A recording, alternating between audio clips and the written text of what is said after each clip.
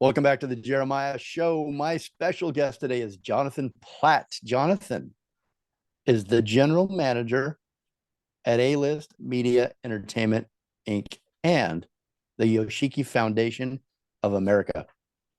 Jonathan has had multiple successes in his music career. One of them I'm sure that you will remember, like I do, is the 180 Music Target series.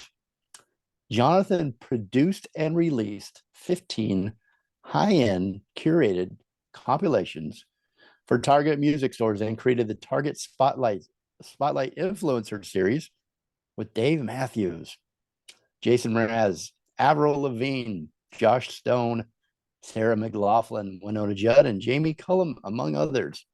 Welcome back. If you're just joining us, we're riding shotgun on the journey with a driven young executive. His name is Jonathan Platt. Welcome back, young executive. How you doing, my friend? Great, thank you. It's been a lot of fun talking with you. Always, man. This is great. So I can't wait for these stories. Cuba, which I've always wanted to go to Cuba. I almost did it illegally through Jamaica, chickened out at the last minute. Tell me about Cuba, Jonathan. I don't know how to start with that one. Can you talk about Cuba? That's a better question. Early in my career, I was when I was an assistant in film distribution. Which was my cousin's company. They produced a documentary with Leroy Neiman, who's a very famous artist, called Rhythm and Smoke. And I got a chance to watch the documentary, which was really about Cuban music and cigars.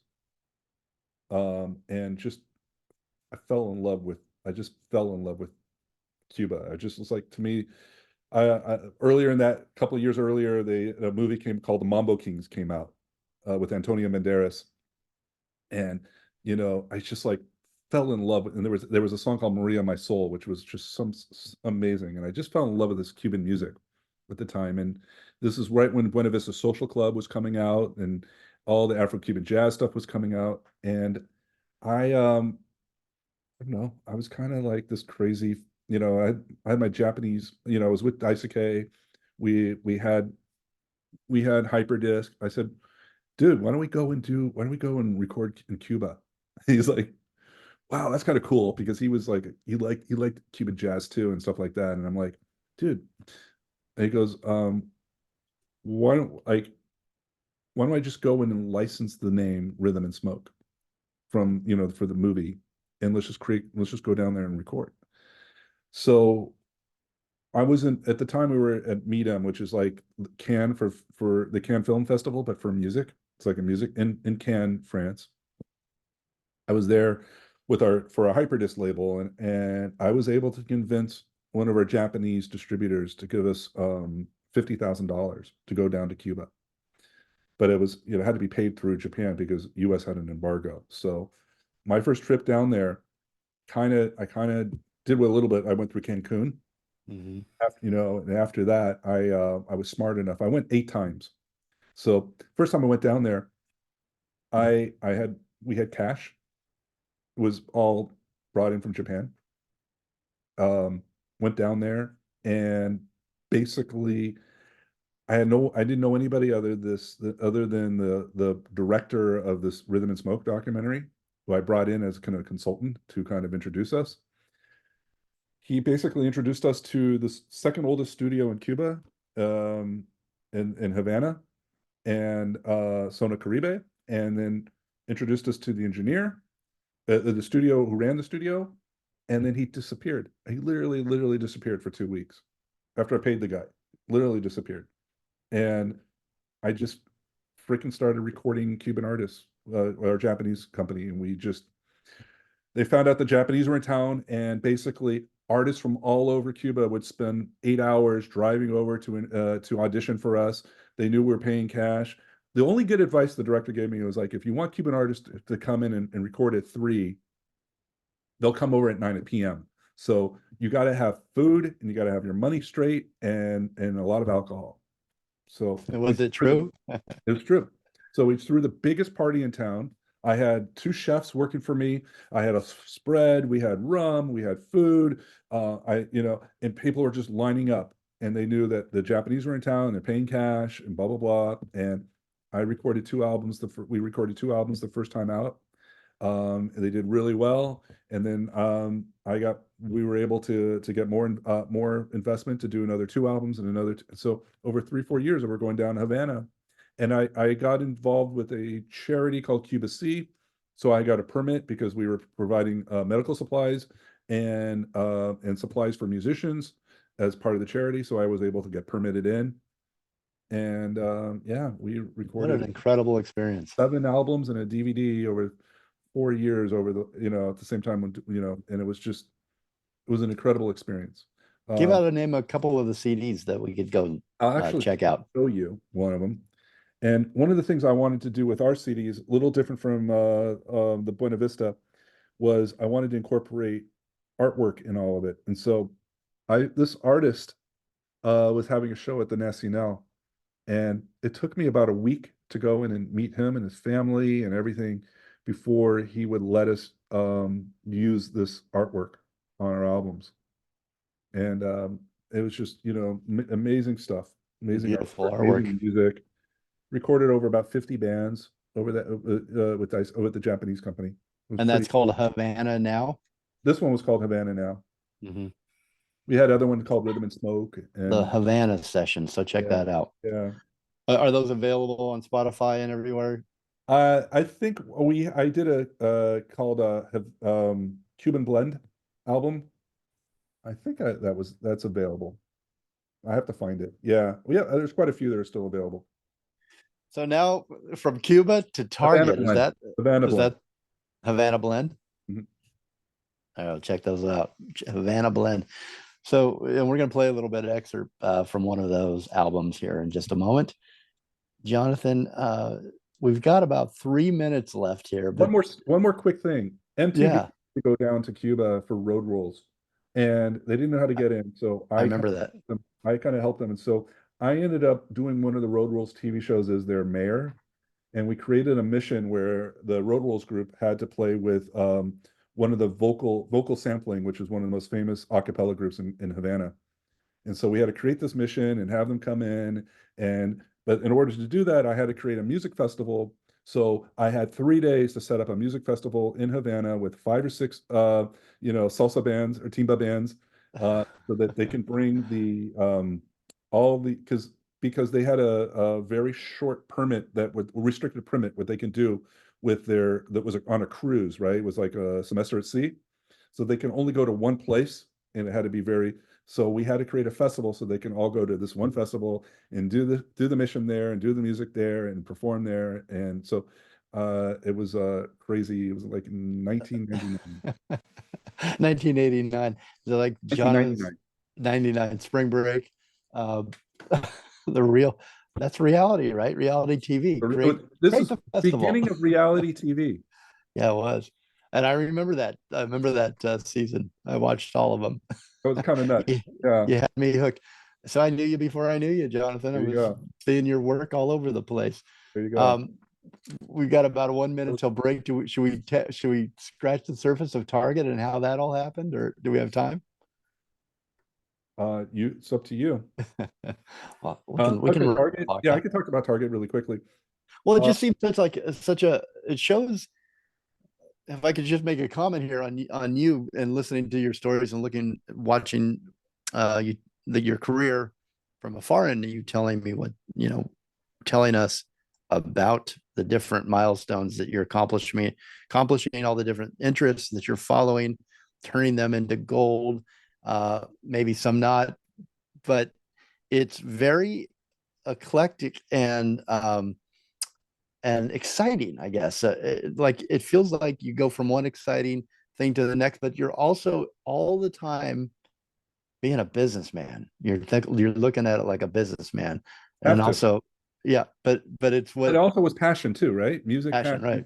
And if you can be, one of the things I guess one of the talents that I like to say that I have is I'm very good at connecting dots, and I'll give you an example. So we ran a world music label for a few years and had some success during that time. At some point, I had a friend, somebody reached out to me, and they were working for National Geographic, and they needed help getting music from around the world. So I ended up getting an A&R.